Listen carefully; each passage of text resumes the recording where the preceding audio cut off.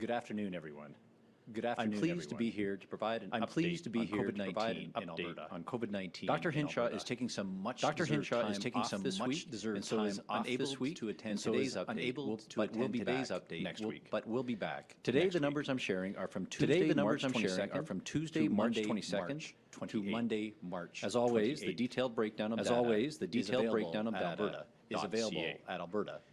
Let me begin by talking about two key leading indicators that help us assess the level of viral transmission in the province, positivity rates, and wastewater From March 22nd to 28th, our daily PCR tests range from 21.7% to 27.1%, with an average of 24.5%.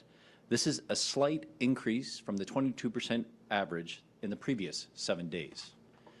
The wastewater surveillance data also shows signs of rising transmission. A number of sites across the province, including Edmonton and Calgary, are showing initial signs of increasing trends.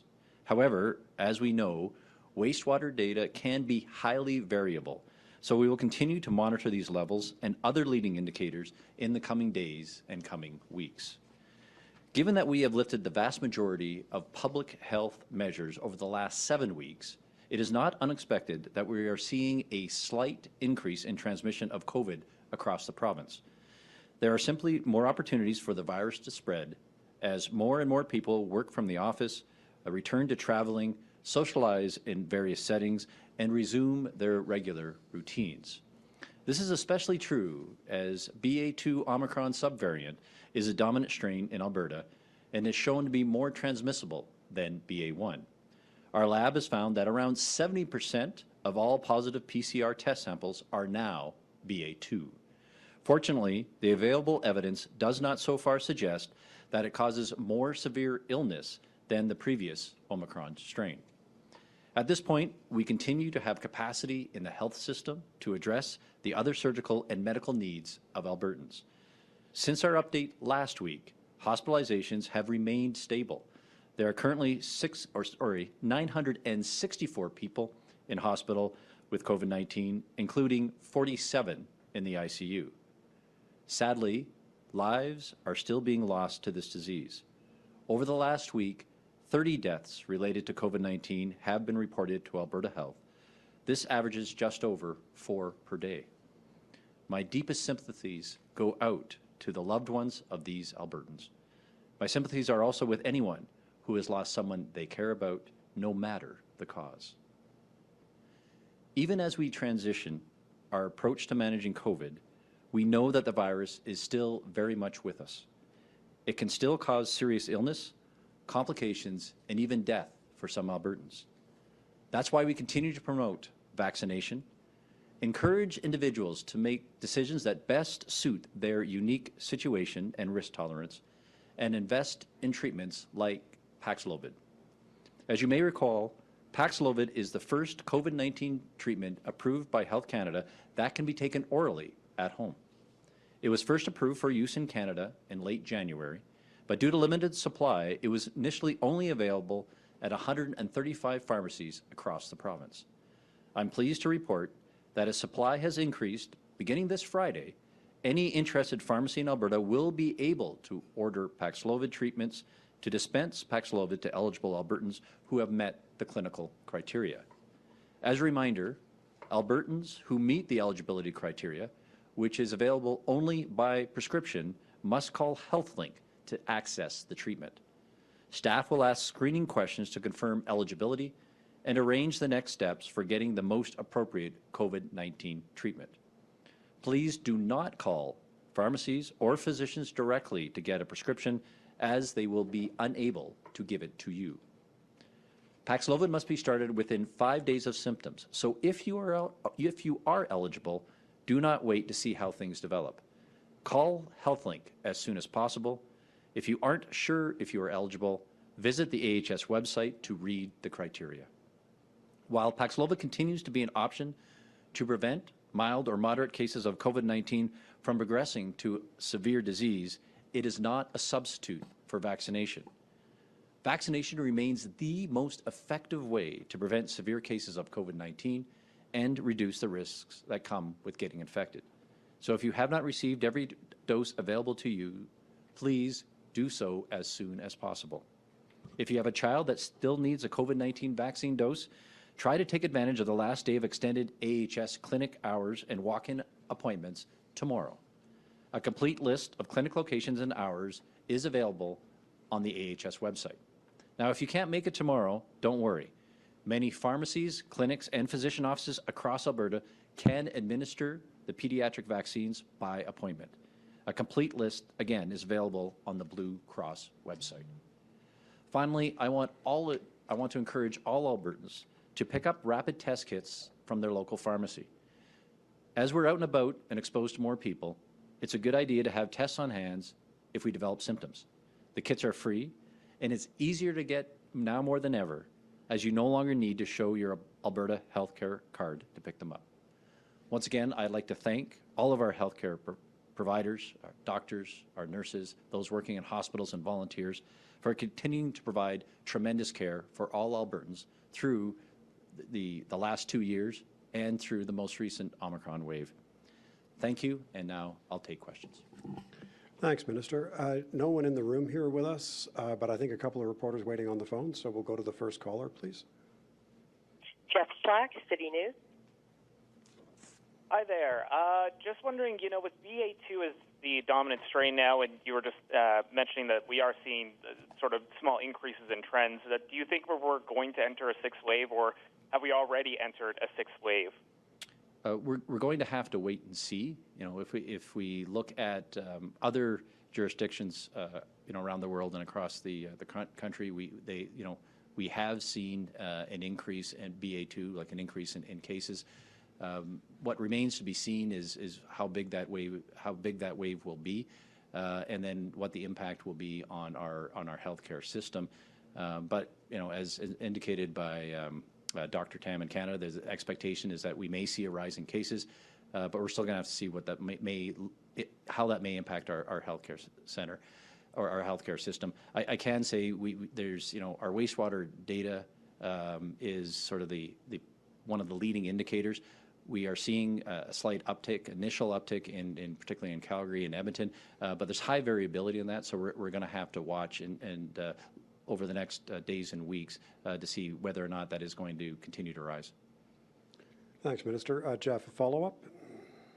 A lot of people I know who recently become sick say that it's kind of hard to get their hands on a free rapid testing kit. I was just wondering what are supplies at? Are we still okay, or are we running low on those kits?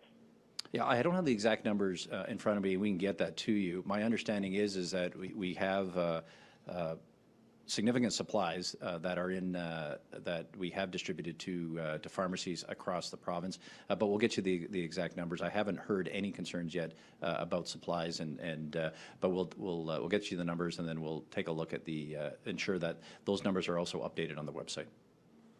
Yeah, we'll follow up separately, Jeff. Thanks for that. So we'll go to the next caller, please. Stephanie Thomas, CTV. Hi, Minister Copping. Well, you did mention that COVID wastewater sampling that's showing an increased presence of the virus, especially in Calgary. So I'm wondering if perhaps your office or Dr. Hinshaw's office has some other data that you're looking at that might link that rise in the case detection in the wastewater to hospitalizations. Is that something you're seeing? Yeah, we're actually seeing hospitalizations either being stable or continue to trend downwards. So we are not seeing a link at this point in time. Thanks. Follow-up, Stephanie? Yeah, so if it was to show that we are headed to, I suppose, another wave with severe outcomes, including hospitalizations, what measures is your office looking at implementing?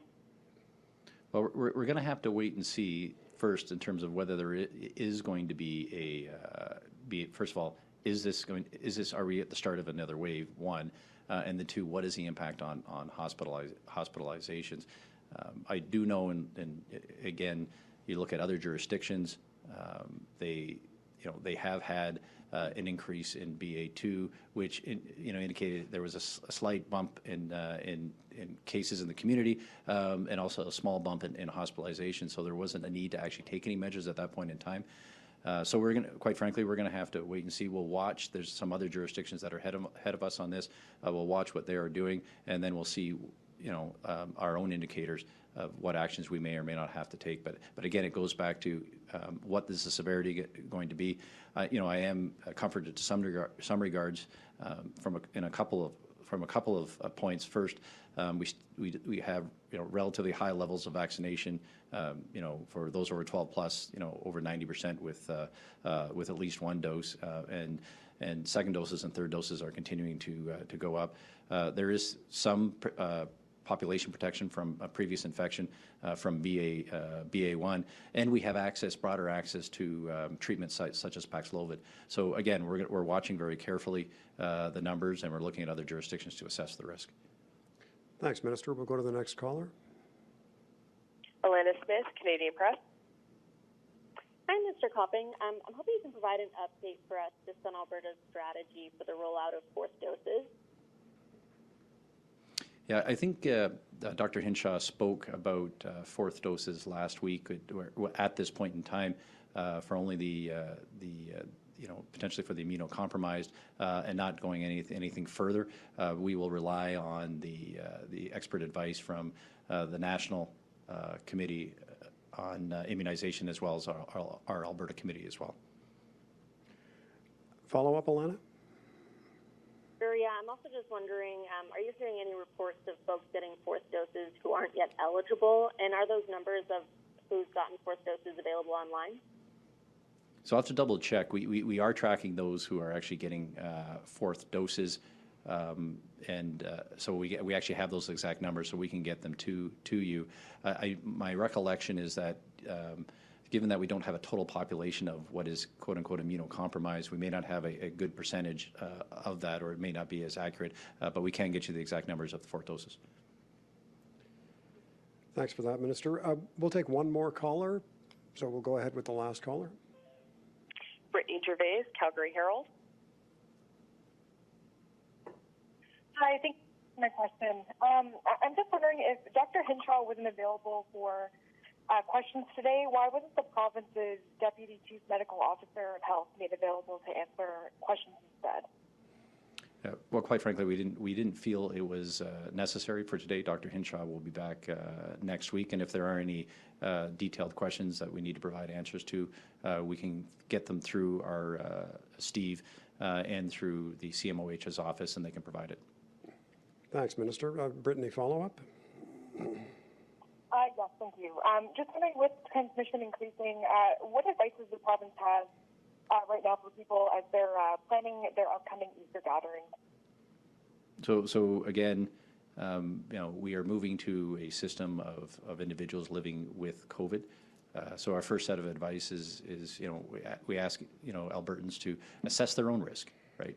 Understand what their level of comfort is, and then be guiding accordingly, as well as go get rapid tests, as indicated earlier today. If you haven't gotten all your booster shots that you're eligible for, please do so, and then continue to listen for updates from our offices as we go forward. But again, as we move into a position where we're learning to live with COVID, asking individuals to manage their own risk and be able to take actions accordingly.